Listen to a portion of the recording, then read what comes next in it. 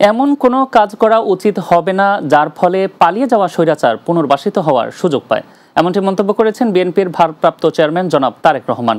রাজধানীর লেডিস ক্লাবে বিশিষ্ট নাগরিক ও পেশাজীবীদের সম্মানে বিএনপির ইফতার মাহফিলের আয়োজন করে। ইফতার মাহফিলে লন্ডন থেকে ভার্চুয়ালি যোগ দিয়ে মতবিনিময় করেন বিএনপির ভারপ্রাপ্ত চেয়ারম্যান জনাব তারেক রহমান। এ সময় তিনি বলেন, রাজনৈতিক উদ্দেশ্যেই সংস্কার ও নির্বাচনকে মুখোমুখি দাঁড় করানো হয়েছে। তিনি বলেন, সংস্কার চলমান প্রক্রিয়া, যে সংস্কার শেষ হয়ে যায় সেটা কোনো সংস্কার নয়।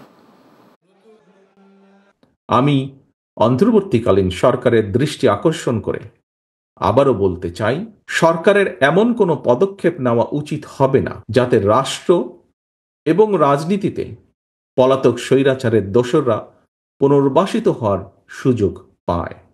এমন পরিস্থিতিতে জাতীয় নির্বাচনের আগে স্থানীয় নির্বাচন হওয়ার অর্থ সারা দেশে ঘাপটি মেরে থাকা পলাতক স্বৈরাচারের দোসরদেরকে রাজনীতিতে পুনর্বাসনের সুযোগ সৃষ্টি করে দেওয়া।